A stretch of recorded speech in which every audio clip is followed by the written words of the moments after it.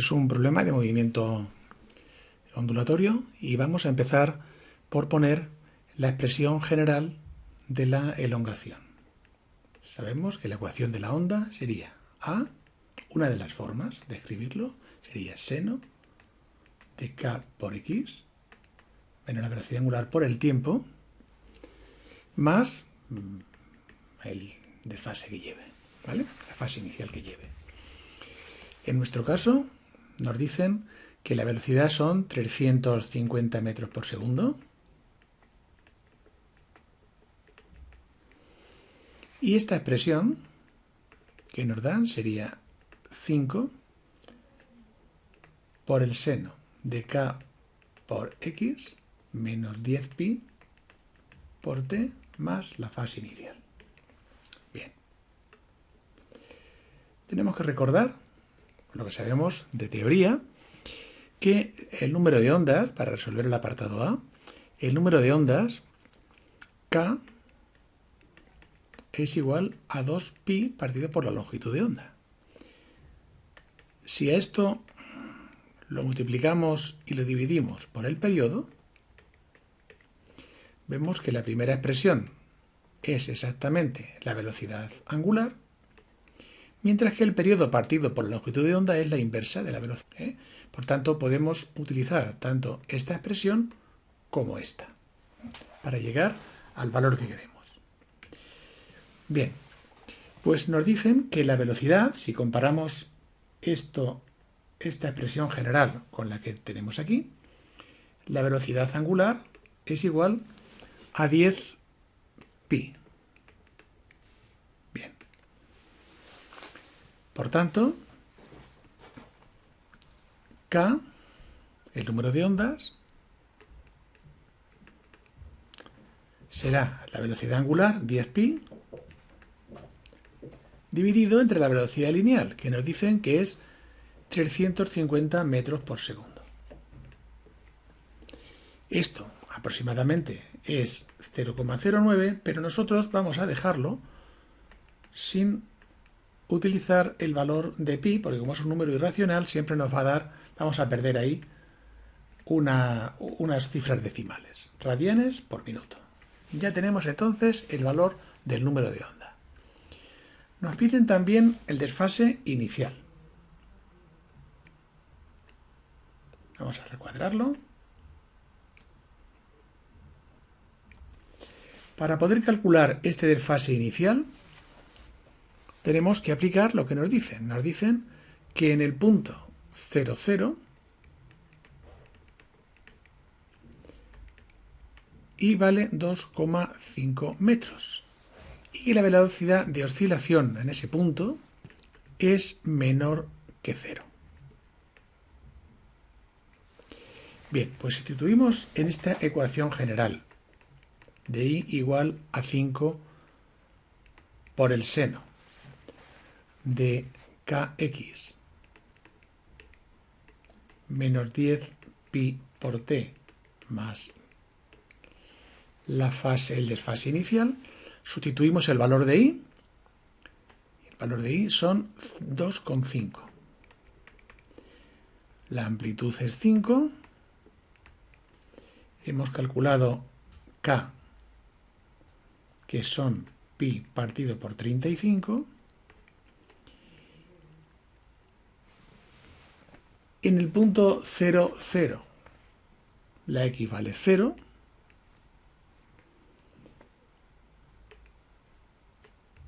Es el punto inicial, pues el tiempo también es 0 para contar ese desfase, y de aquí podemos calcular el desfase inicial. Si despejamos, entonces 2,5 partido por 5 es igual al seno del ángulo. Y este desfase entonces serán 30 grados, pues esto da 0,5, 30 grados, que en radianes es pi sextos. Tiene que ir en radianes, puesto que toda esta ecuación está expresado en radianes.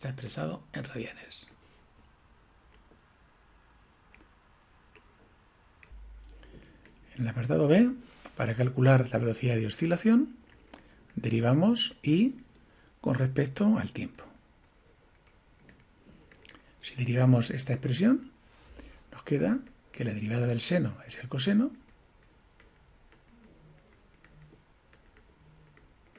Vamos a partir de la expresión general. Y como es respecto al tiempo, la derivada de w, la velocidad angular por el tiempo, es menos la velocidad angular. Por tanto, si volvemos ya a los valores concretos de nuestro ejemplo, sería menos 5, que es la amplitud, por 10pi, que es la velocidad angular, y luego por el coseno de esta expresión.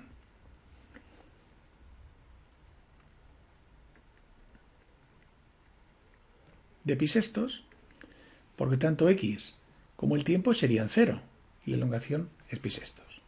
Y esto nos da un valor de menos 136,03 metros partido por segundo. Recordamos que como es en 0, 0, x es 0 y el tiempo es 0. Nos piden también la velocidad máxima. La velocidad máxima se corresponde con el valor máximo del coseno. El valor máximo del coseno es 1 y se calcula en valor absoluto. Sería, por tanto, menos a por la velocidad angular en valor absoluto. Por tanto, 5 por 10pi. 50pi, o lo que es lo mismo, 157,08 metros partido por segundo. Para calcular la aceleración que nos piden, debemos derivar la velocidad con respecto al tiempo. Vamos a recordar cómo era la expresión que hemos obtenido al derivar la elongación con respecto al tiempo para la velocidad.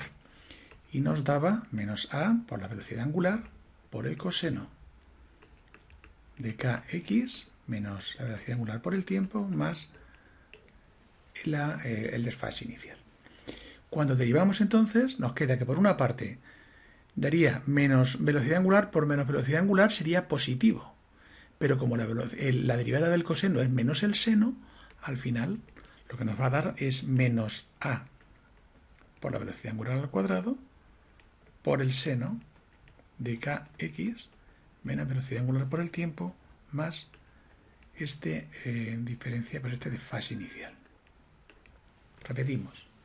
Al derivar, la velocidad angular sale fuera como menos velocidad angular por menos más. Pero como la derivada del coseno es menos el seno, pues la expresión que nos queda es esta que tenemos aquí. Realmente lo que nos piden es la aceleración máxima. La aceleración máxima se obtiene en valor absoluto cuando el seno toma su valor máximo, que es 1. Por tanto, el valor máximo de la velocidad de la aceleración será la amplitud por la velocidad angular al cuadrado. Es decir, 5 por 10pi al cuadrado. Y esto nos da 4.934,8 metros segundo al cuadrado. Vale. Por último nos pide la diferencia de fase cuando hay una diferencia entre dos instantes de tiempo de 0,025 segundos. Bien, esta diferencia de fase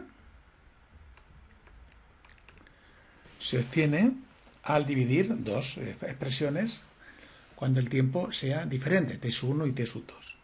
Y esto nos da igual a la velocidad angular por el intervalo de tiempo. Velocidad angular 10pi por 0,025 y nos da 0,25 pi.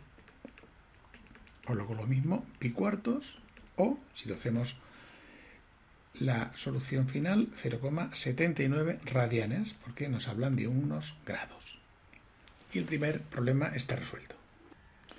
Para resolver el primer apartado, vamos a recordar que la fuerza de interacción gravitatoria entre dos masas es igual a la constante de gravitación universal partido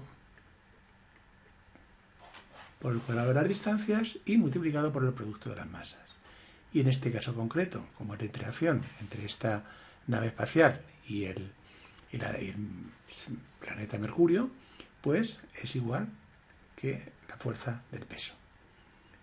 Serían las masas y por tanto la gravedad, el valor de la gravedad sería la constante de gravitación universal por la masa partido por la distancia al cuadrado. Sustituimos datos. 3,3 por 10 elevado a 23 y 2,44 por 10 elevado a 6 al cuadrado. Y esto nos da un valor de 3,7 metros por segundo al cuadrado. Valor de la gravedad en la superficie de Mercurio. ¿Qué peso tendrá allí la nave? Pues el peso será el producto de la masa de la nave por la gravedad, es decir, 50.000 kilos por 3,7, lo que nos da un valor de 185.000 newton. Para resolver el apartado B, tenemos que recordar que el campo gravitatorio es un campo conservativo y, por tanto, la energía mecánica permanece constante. Es decir, la energía mecánica en el punto 1, donde va a despegar la nave, será igual a la energía mecánica en un hipotético punto 2, en el cual la energía cinética y la energía potencial van a ser cero. Consideramos que es la velocidad necesaria para despegar e ir a un hipotético infinito, ¿verdad? Entonces, en este valor, la velocidad en el infinito sería cero y el radio, al ser un valor infinito, pues como la energía potencial, recordamos su expresión, es g por la masa partido por la distancia, pues sería cero. Por tanto, si la energía cinética,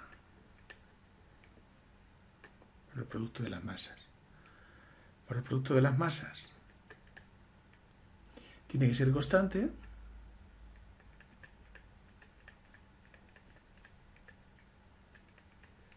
tenemos que, para despegar esta nave, la energía cinética tiene que igualarse con la energía potencial. Como el valor de la energía cinética sería 1/2 de la masa por la velocidad de escape al cuadrado, sería igual a la constante de gravedad por el producto de las masas partido por la distancia, despejando la velocidad de escape, la expresión sería la raíz cuadrada de 2 por la constante de gravitación universal por la masa del planeta partido por el radio. Sustituyendo todos estos valores, vemos que la velocidad de escape sería la raíz cuadrada de 2 por 6,67 por 10 a la menos 11, el valor de la constante de gravitación universal, por la masa del planeta, 3,3 por 10 elevado a 23, dividido entre el valor del radio, en metros siempre, sistema internacional, que es 2,4 por 10 elevado a 6. Y esto nos da un valor de 4.247,56 metros partido por segundo. Por último, para calcular este tercer apartado, que es a qué distancia se parará antes de volver a caer sobre Mercurio, tenemos que aplicar el principio de conservación de la energía ahora entre los puntos 2 y 3. Reparamos que el punto 2 es cuando está a una distancia desde la superficie de 9 veces el radio, pero la energía potencial, cuando aplicamos la fórmula, estamos poniendo que es la distancia total, ¿vale? Más la energía cinética. En este punto 2 tiene que ser igual que la energía potencial en el punto 3, cuya distancia hasta el centro del planeta hemos llamado h, y la energía cinética, que será 0 en el punto 3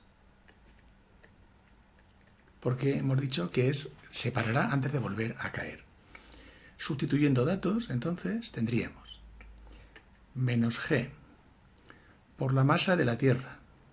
Vamos a quitar la masa de la nave, de los tres sumandos, por la masa del planeta, partido de 9 y 1, 10 veces el radio del planeta, más 1/2 de 1000 al cuadrado, es igual a menos g por la masa, partido por la distancia total desde el centro del planeta hasta donde está la nave en el punto 3.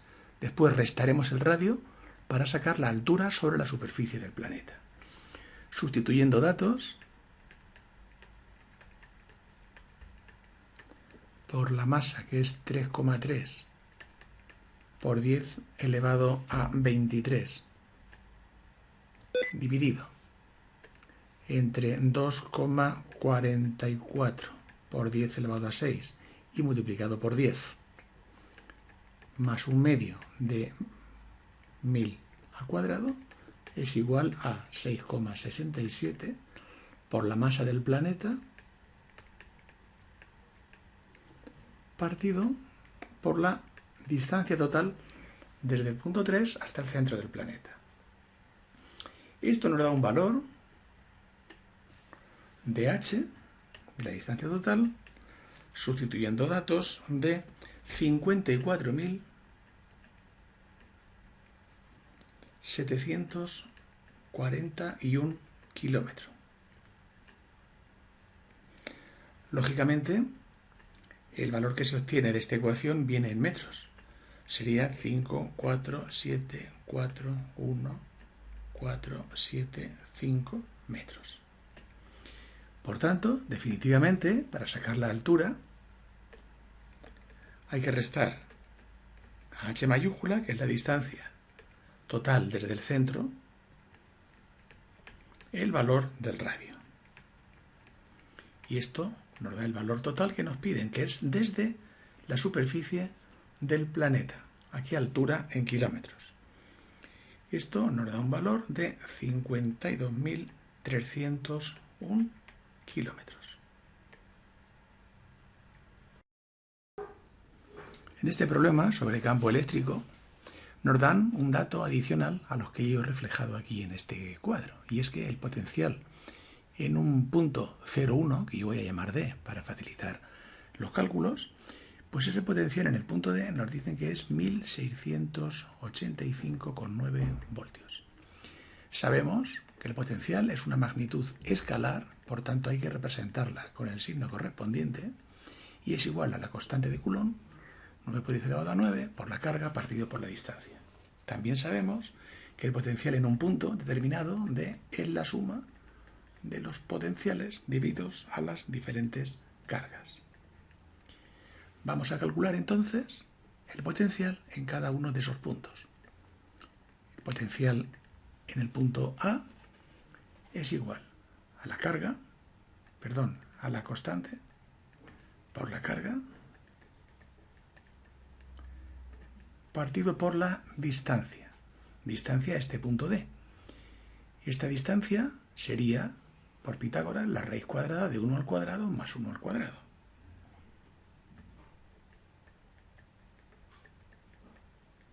Es decir, raíz de 2.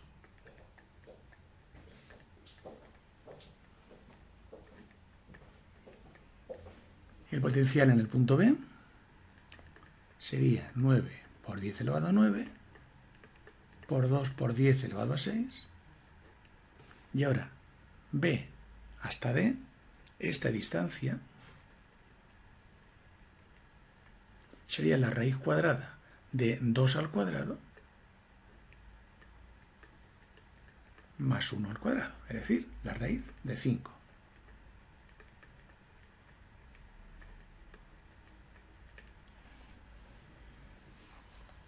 Por tanto, 1685,9, que es el potencial en D, será la suma de el potencial en A más el potencial en B más el potencial en C. Despejando, nos sale un valor del potencial en C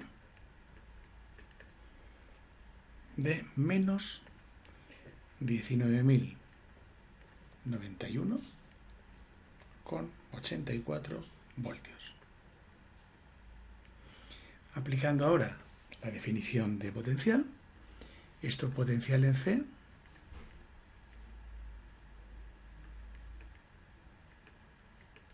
sería igual a la constante de Coulomb por la carga en C partido por la distancia desde C hasta D, que es 1. Desde C hasta D, que es la raíz de 1 más 1. 1 al cuadrado más 1 al cuadrado. Lo cual nos da un valor para la carga de menos 3 por 10 elevado a menos 6 coulombios. Es decir, menos 3 microcoulombios.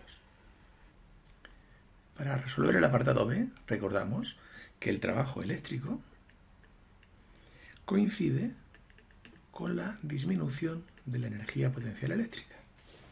Como la energía potencial es la carga por la diferencia de potencial, será igual a menos la carga por la diferencia de potencial.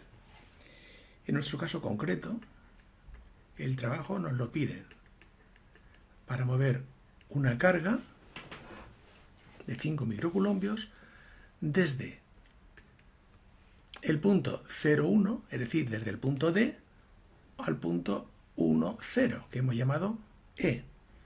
Por tanto, es igual al potencial en el punto E menos el potencial en el punto D. El potencial en el punto D nos lo han dado, era 1685,9. Y el potencial en el punto E tendremos que calcularlo.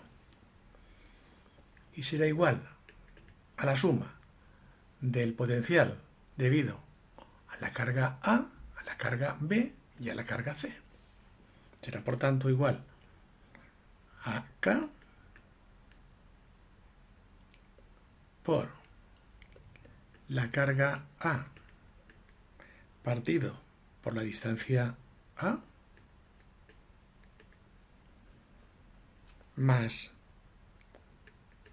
la carga B partido por la distancia B hasta el punto E más la carga C partido por la distancia C hasta ese punto C.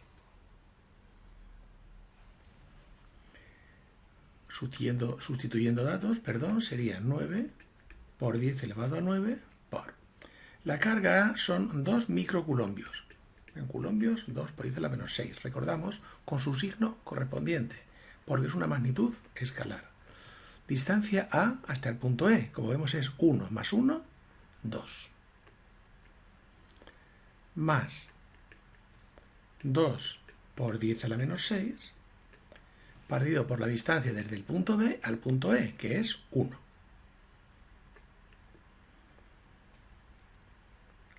Más la carga C, que es negativa, partido por la distancia desde el punto C hasta el punto E, que es 1 y 1, 2. Esto nos da un valor total de 13.500 voltios.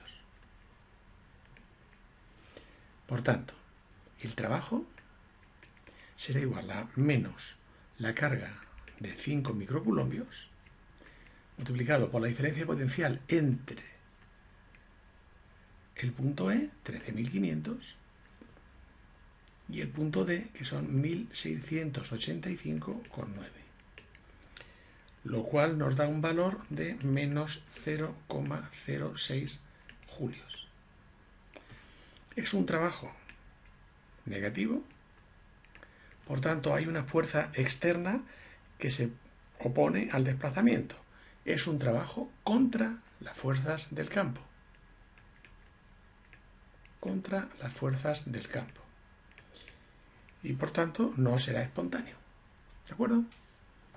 Bien, vamos a por el último apartado.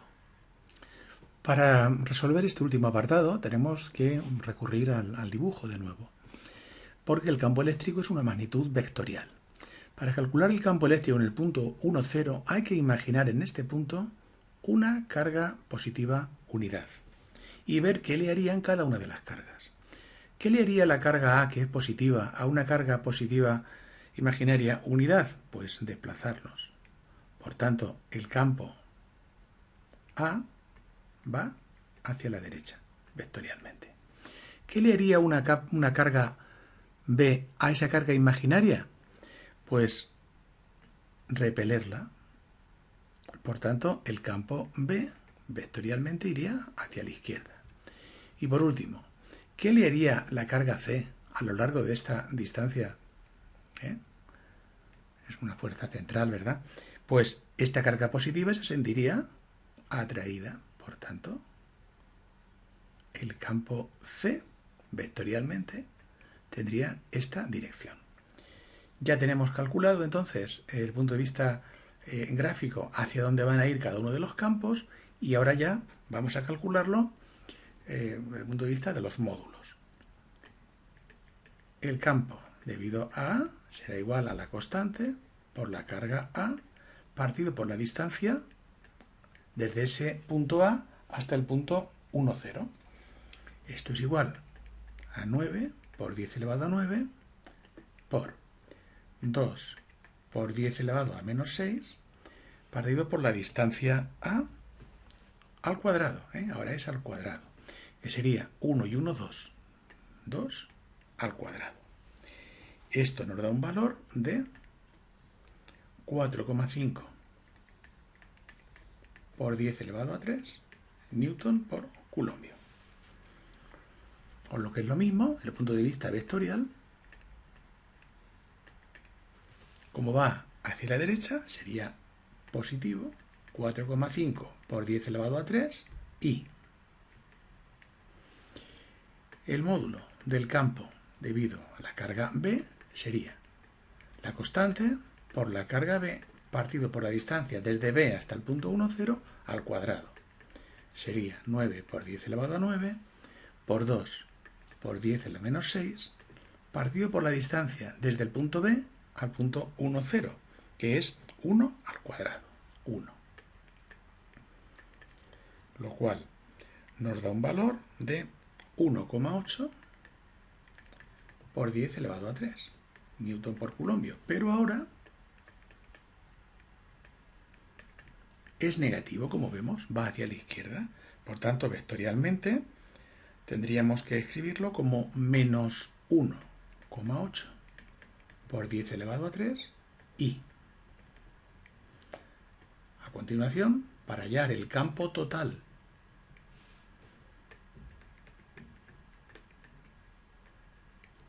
en el eje X, como el campo eléctrico C no tiene componente X, es 0, pues sería la suma de estos dos.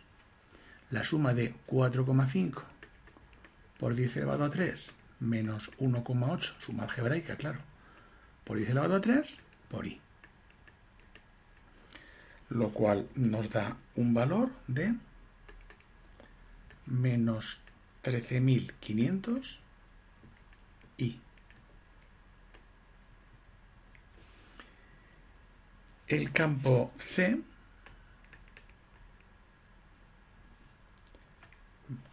vamos a quitar aquí el vector para hacerlo formalmente, sería la constante por la carga C partido por el radio o la distancia desde C hasta este punto al cuadrado. 9 por 10 elevado a 9. No consideramos el signo porque el signo ya lo hemos considerado aquí al dibujarlo. Es decir, ponemos la carga positiva a diferencia del potencial. 3 por 10 a la menos 6 partido por 2 al cuadrado, que es la distancia desde el punto C hasta este punto 1, 0. Y esto nos da un valor de 6.750 newton por coulombio, que como no tiene componente X, solamente tiene componente Y, igual que los campos antes eran solamente X, ¿verdad? no había componente I, pues este valor sería 6750J. No hay más vectores con componente I. Definitivamente, el campo total sería menos 13.500 I más 6.750J. En cuanto a módulo, el campo sería la raíz cuadrada de su componente x al cuadrado más la componente y al cuadrado. Es decir, 6.750 al cuadrado más 13.500 al cuadrado raíz cuadrada, que nos da un valor definitivo de 1,51 por 10 elevado a 4 newton partido por coulombios. Para poder representar mejor la situación, he puesto aquí los ejes que vamos a considerar y os aconsejo que cuando respondáis pues digáis cómo estáis llamando a cada uno de los ejes. Tal como estamos viendo los datos, pues el eje Y sería el que fuese hacia arriba, hacia ahí va el campo magnético. En el eje X sería el que va a la derecha, por ahí va la velocidad de los electrones. No olvidemos que es una carga negativa, porque esto es importante.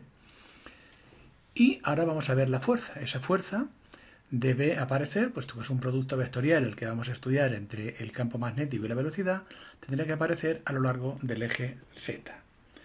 Recordamos entonces que la fuerza es igual a la carga por el producto vectorial de la velocidad por el campo magnético. Esto lo podemos calcular desde el punto de vista analítico, haciendo el producto vectorial. Vamos a ponerlo el determinante y JK, los vectores unitarios, y las componentes del vector velocidad sería una componente X, no tiene componente J,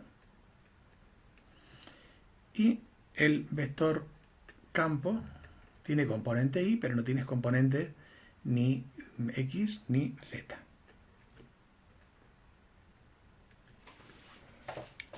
Esto nos da un valor de menos 1,6 es negativo por 10 a la menos 19 coulombios por el producto vectorial de I no tiene componente 0, 0 por 0 y 0 por 0. No hay componente I. Menos J, aplicamos la regla de Sarrus, 0, 0, 0 también, y más K, tacharíamos estas dos, ¿verdad? Que sería Vx por Vi menos 0. Definitivamente, este valor de la fuerza es menos 1,6 por 10 a la menos 19 coulombios por 0,04 y por 10 elevado a 6 K, lo que nos da un valor de menos 6,4 por 10 a la menos 15 newton. Es un valor, K newton. Es un valor que está a lo largo del eje Z, pero en el sentido negativo del eje de las Z. Es decir, lo tendríamos, esta fuerza estaría en este sentido. ¿De acuerdo? Vamos a representarlo ahora sobre esta espira, sobre esta situación circular. En este punto, entonces, iría la velocidad. El campo está en esta dirección. Y lo que nos sale es una fuerza en este sentido.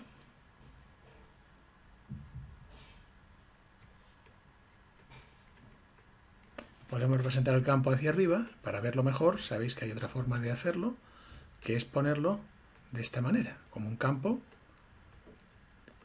saliente, ¿vale? ¿Cuál sería la trayectoria entonces? Pues la trayectoria entonces, que sabemos que es negativa, pero también lo podíamos haber deducido por la regla de la mano derecha, ¿verdad?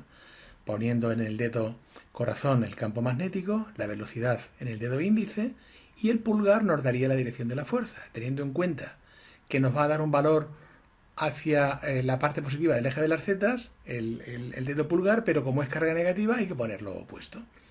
En definitiva, lo que ocurre es que la velocidad va hacia la derecha y la fuerza hacia adentro, originándose un movimiento antihorario.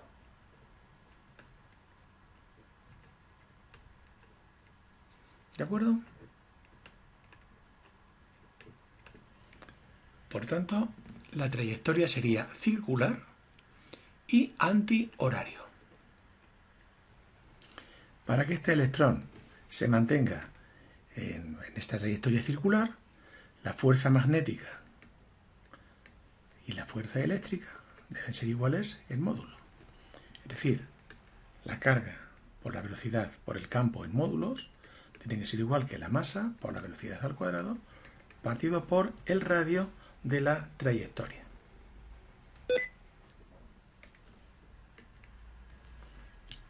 La velocidad se va de los dos y nos queda un radio igual a la masa del electrón por la velocidad partido por la carga en módulo y por el campo magnético. Sustituyendo datos, 9,1 por 10 a la menos 31 por 10 elevado a 6, la carga 1,6 por 10 a la menos 19, hablamos del radio y es un valor en módulo, no hay que poner ahora el signo, y por 0,04 teslas, lo cual da un radio de 1,4 por 10 a la menos 4 metros. En cuanto al periodo, como la velocidad lineal es igual a la velocidad angular por el radio y la velocidad angular es 2pi partido por el periodo, podemos despejar el periodo de esta manera. 2 por pi por el radio partido por la velocidad, es decir, 2pi por 1,4 por 10 a la menos 4 dividido entre 10 elevado a 6 igual a 8,8 por 10 elevado a menos 10 segundos. 8,8 por 10 elevado a menos 10 segundos. Vemos en este dibujo la situación que se nos plantea. El electrón se movería hacia la derecha. Hemos visto que hay una fuerza magnética en el sentido negativo del eje. Entonces queremos que no se desvíe de su trayectoria original. Para eso hay que ponerle un campo eléctrico tal que desarrolle una fuerza eléctrica que contrarreste a la fuerza magnética.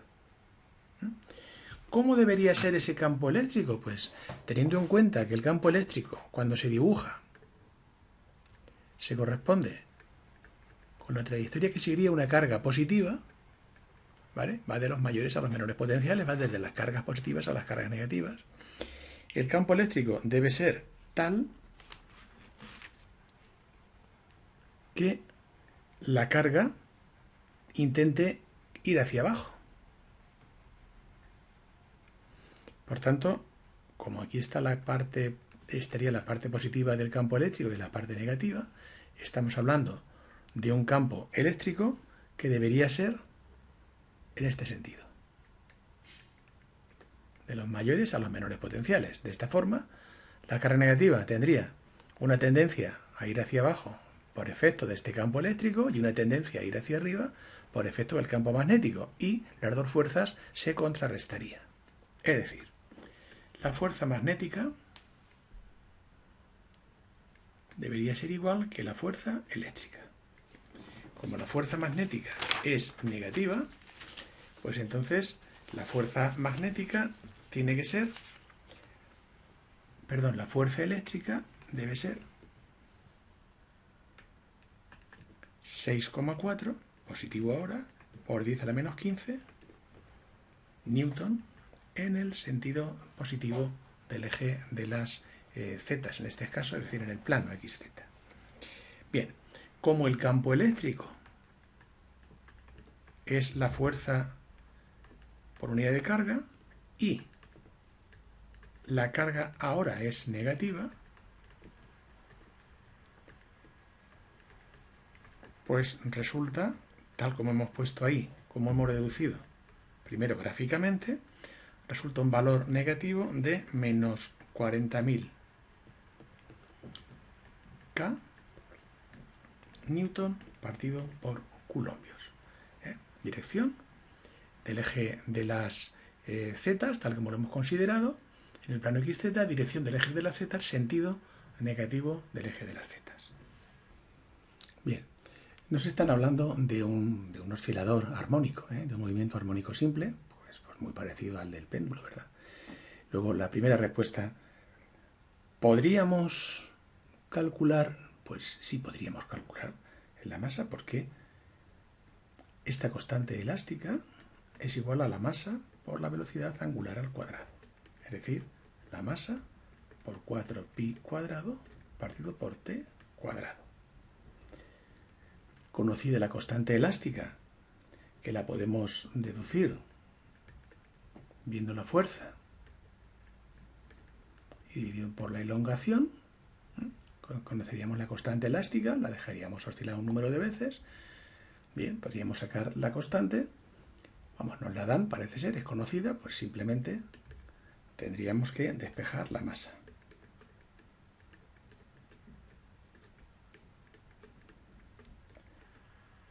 La respuesta entonces, ¿podríamos determinar la masa del objeto? Sí. En el segundo caso, ¿se obtendrían los mismos resultados en la Luna? También sí. ¿Por qué? Porque el periodo no depende ahora, como en el caso de péndulo, no depende de g. Depende de la masa. Depende de la masa. Pero no del peso. ¿De acuerdo?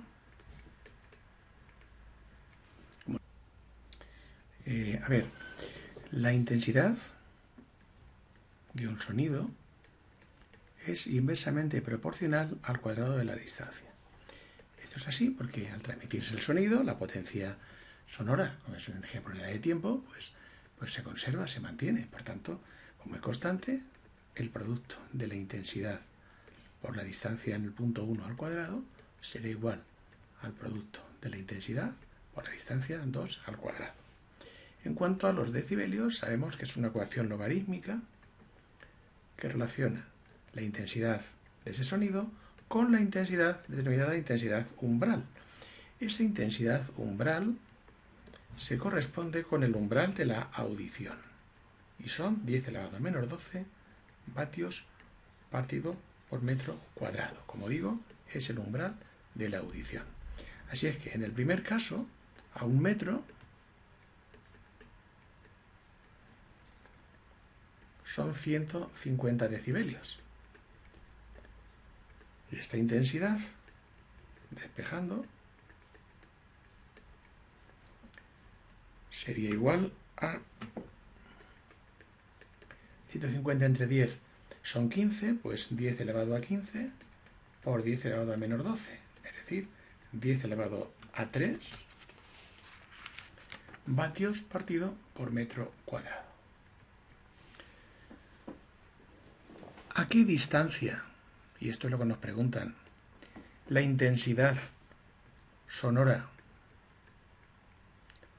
sería 65 decibelios. Pues vamos a calcularlo. 65 sería igual a 10 por el logaritmo de la intensidad partido por la intensidad umbral.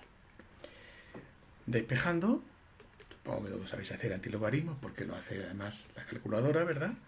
Pues es 3,16 por 10 a la menos 6 vatios partido por metro cuadrado. Si nos vamos a esta expresión, definitivamente, I1, que es 10 elevado a 3 por R1 al cuadrado, que es 1, es igual a I2, 3,16 por 10 a la menos 6, esta sería I2, y este sería I1, por la distancia 2 al cuadrado. Despejando, esa distancia 2 serían 17.782,8 metros, es decir, 17,78 kilómetros. Así estaría perfectamente. Estamos hablando de un ejercicio, de una cuestión teórica sobre el efecto fotoeléctrico. Llega una radiación incidente y se produce una emisión de electrones. La ecuación entonces sería pues que la energía incidente es igual a la energía umbral, y si la energía incidente es mayor que la energía umbral, los electrones saldrán impelidos por una velocidad determinada. Recordamos que aunque la energía es la constante de Planck por la frecuencia, podemos sustituir el valor de la frecuencia, considerando que la velocidad es espacio partido por tiempo o longitud de onda por la frecuencia, lo podemos poner como la constante de Planck por la velocidad de la luz partido por la longitud de onda. Definitivamente, entonces, la energía umbral será igual a la energía incidente menos la energía cinética de este electrón. Sustituimos datos y la energía sería la constante de Planck por la velocidad de la luz dividido entre la longitud de onda en metros. 1,5 por 10 elevado a menos 6. Menos 1/2 de la masa del electrón, 9,1 por 10 elevado a menos 31, por la velocidad de estos con la que salen estos electrones. Energía umbral o trabajo de extracción será igual a 1,27 por 10 elevado a menos 19 julios. Sería más adecuado expresarlo en electronvoltios.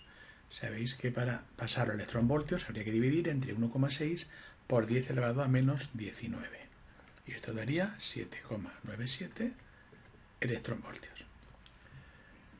¿Cuál sería la frecuencia umbral? Pues teniendo en cuenta que esta energía de extracción, o energía umbral, es igual a la constante por la frecuencia umbral, pues esta frecuencia umbral, sabéis que se puede poner así o se puede poner así también, ¿verdad? Sería la energía entre la constante de Planck.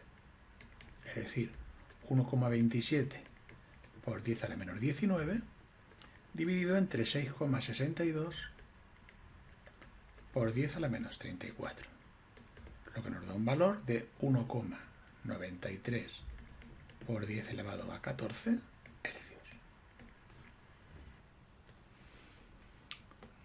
Este ejercicio tiene que ver con la ley de la desintegración radiactiva. Nos habla de la actividad referida al carbono 14 de 10,93 desintegraciones por minuto. Si fuera desintegraciones por segundo serían becquerel. Bueno, pues lo dejamos en desintegraciones por minuto. También nos dan como dato el periodo de semidesintegración, es decir, el tiempo en que la concentración o el número de núcleos se reduce a la mitad, de 5.730 años. También lo vamos a dejar en años para no tener que estar cambiando unidades. Y nos dicen que la actividad del carbono atmosférico es 13,6 desintegraciones por minuto. Aplicaremos entonces la ley de desintegración radiactiva, en que la actividad es igual a la actividad inicial por E elevado a menos la constante radiactiva por el tiempo. El periodo de desintegración es igual al logaritmo neperiano de 2 partido por la constante radiactiva, por lo que podemos calcularlo con los datos que tenemos. La constante de desintegración radiactiva sería entonces el neperiano de 2, lo vamos a seguir dejando en años, aunque el periodo sabemos que se da en segundos, pero si lo dejamos en años, este tiempo nos saldrá también en años. Partido por 5.730, lo cual nos da un valor de 1,21 por 10 a la menos 4 años a la menos 1. Una vez que tenemos este valor, sustituimos datos en la ecuación de la ley de desintegración radiactiva. 1093 será igual a la actividad inicial, 13,6, por E elevado a menos 1,21 por 10 a la menos 4 por el tiempo. Tomamos logaritmos neperianos.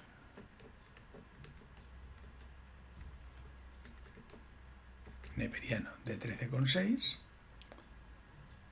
por 1 y por menos 1,21 por 10 a la menos 4 por el tiempo. Despejando el tiempo, sería igual, teniendo en cuenta que el logaritmo neperiano de 10,93 entre el logaritmo neperiano de 13,6 vale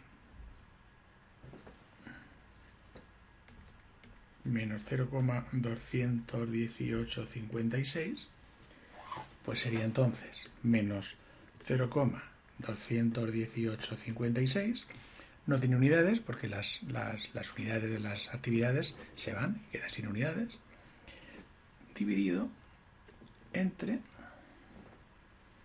menos 1,21 por 10 a la menos 4, lo que nos da un valor de 1806,27 años. Ahora en este ejercicio vemos que se trata de dos esferas conductoras que en un principio están separadas. Son una justo el doble que la otra. La primera tiene 80 centímetros, es decir, 0,8 metros, y la segunda 0,4 metros. Cuando están separadas, las dos tienen una carga determinada, ¿vale? Y tienen un potencial determinado. Pero en el momento en que las unes por un cable, ahora ya la carga se va a repartir entre las dos según el tamaño, de manera que los dos potenciales sean iguales. Este es el fundamento. Aquí V1 y V2 son distintos, pero en el momento en que lo pones en contacto hay un intercambio de cargas hasta que los dos potenciales se igualan. En primer lugar, se cumple pues el principio de conservación de la carga, es decir, si la suma de las cargas de 1 y 2 son 16 más 16, 32 coulombios, pues la suma de estas dos cargas después de conectarlas será también 32 coulombios. Y si los dos potenciales deben ser iguales, recordamos que esta expresión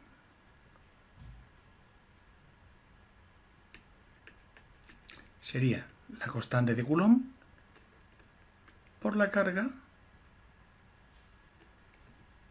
partido por la distancia.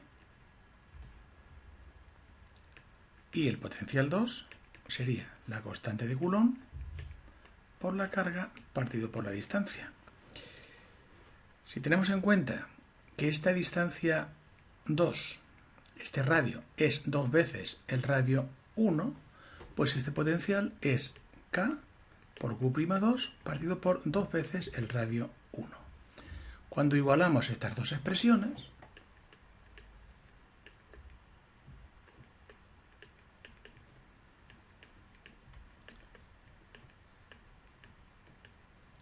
pues nos queda que la constante se van, los radios se van y que la carga 2 después de conectarse será el doble de la carga 1. Y entonces tenemos un sistema de ecuaciones.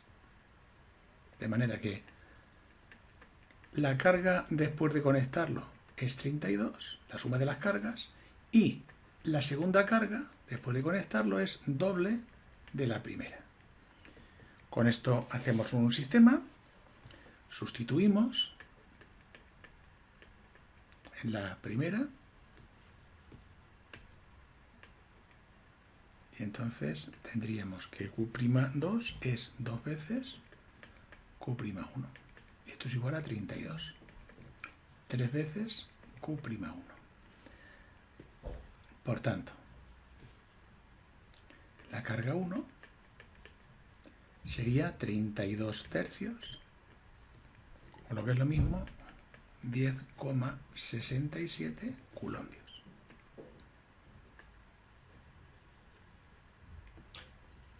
Y la carga 2 será 2 veces Q'1, o lo que es lo mismo, 32 menos 10,67. Y esto da un valor de 21,33 coulombios. Nos preguntan si aparecerá una corriente inducida. Si el campo fuese uniforme,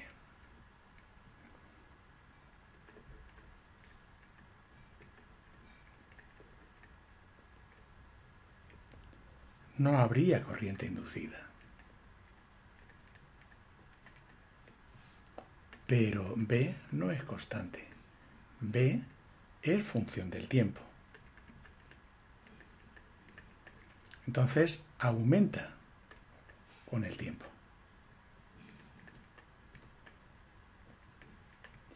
Si aumenta el campo, también aumenta el flujo. Como sabemos, es el producto escalar del campo por la superficie que se representaba, recordáis, por un vector perpendicular a la propia espira.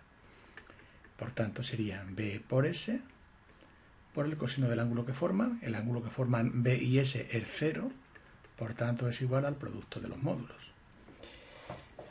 El flujo entonces aumenta.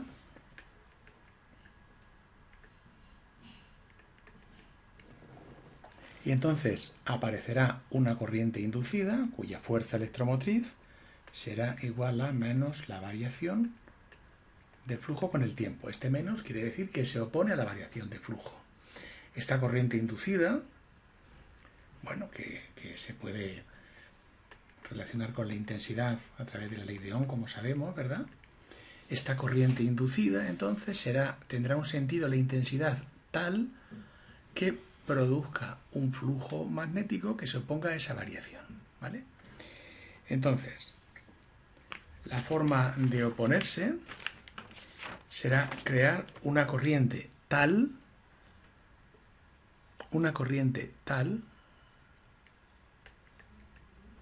que genere, según la regla de la mano derecha, un campo magnético alternativo, un flujo inducido. Si ponemos la regla de la mano derecha, pondríamos esta mano hacia abajo, ¿verdad? Tal como iban el signo, y entonces lo que nos quedaría es un flujo clarísimo hacia abajo que se opondría a ese aumento de flujo, según la ley de Lenz, que no deja de ser el principio de acción-reacción, ¿verdad? Por tanto, la corriente inducida tendría un sentido horario.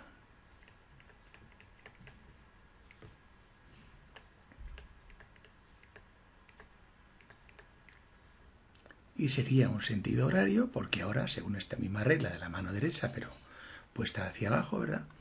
La corriente que se genera, habría que poner el dedo hacia abajo y este sería el campo magnético inducido, el flujo inducido hacia abajo y la intensidad en sentido horario. El periodo de un péndulo viene dado por la expresión 2pi por la raíz cuadrada de la longitud del péndulo partido por la intensidad del campo gravitatorio. Es una cuestión experimental que no viene ahora a cuento demostrar, ¿eh? Lo habréis demostrado en clase. Entonces, en nuestro caso, el periodo será en cada momento 2pi por la raíz cuadrada de 0,3 partido por la gravedad. Despejando de aquí, elevando al cuadrado, sería 4pi cuadrado por 0,3 y partido por g.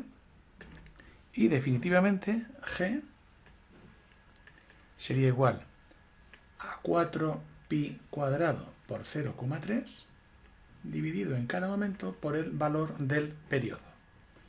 Esta es la expresión que vamos a utilizar. Sustituyendo en cada momento el periodo por el valor que hemos obtenido en esta tabla. En esta tabla el periodo lo hemos sacado haciendo un número de oscilaciones determinado y dividiendo el tiempo total entre el número de oscilaciones. Así tendremos el tiempo que tarda en realizar una oscilación completa. Entonces, si sacamos la media de estos valores, es igual a 0,993. Este es el valor medio del periodo que vamos a sustituir aquí. Por tanto, g sería 4pi cuadrado por 0,3 dividido entre 0,993. Lo cual, al cuadrado. Lo cual nos da un valor de 12,01 metros por segundo al cuadrado. Y es la respuesta. Por otra parte, nos dicen, ¿qué valor habríamos obtenido con un péndulo que tuviera el doble de masa? Pues como en esta fórmula que tenemos aquí, vemos que el periodo no depende de la masa del péndulo, pues entonces, como no depende de la masa, el valor hubiera sido el mismo.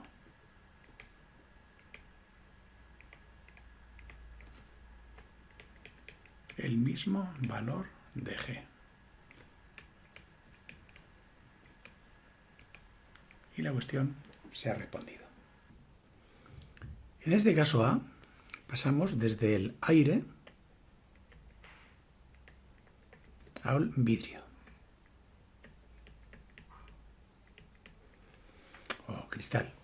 Entonces, en el primer caso, el índice de refracción del aire vale 1. El ángulo de incidencia vemos que son 30 grados. Y el ángulo refractado se mide desde aquí hasta aquí. Es este, ¿vale? Este sería el ángulo refractado. Y vemos que son 10 y 10, 20 grados. Aquí hablamos de grados, sexagesimales. En este caso, vamos desde el cristal, desde el vidrio, al aire. Entonces, vamos a llamar a este N1 y a este N2. Y en este caso llamaremos N2, N1 al de arriba y en el aire N2. El ángulo de incidencia en este caso siguen siendo 30, Pero el ángulo de refracción ahora son 30, 40 y 5. Este es el ángulo de refracción, ¿vale? Aplicando la ley de Snell, que nos dicen que el índice de refracción del medio 1 por el seno del ángulo de incidencia es igual al índice de refracción del medio 2 por el seno del ángulo refractado. Entonces, en este primer caso, sería 1 por el seno de 30 igual a n sub 2 por el seno de 20. Y despejando nos sale un n sub 2 igual a 1,462. En este caso tendríamos el índice de refracción del vidrio, ahora del cristal, llamamos N1 porque es el rayo 1 que viene, ¿verdad? El 1. Y el ángulo de incidencia sigue siendo 30. Ahora pasa al aire, por tanto el índice de refracción es 1 y el seno de 45. Despejando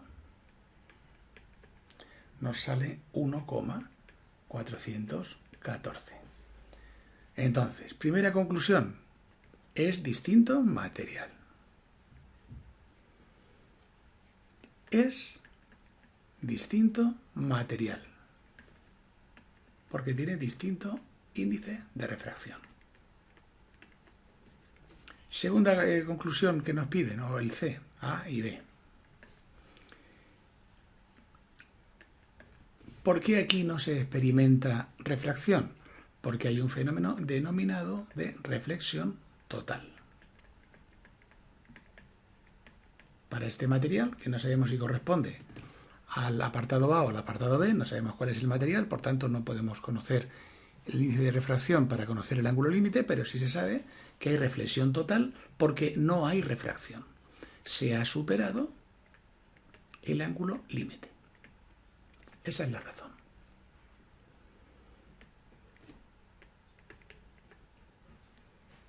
Y solamente hay reflexión, ¿vale? No hay refracción.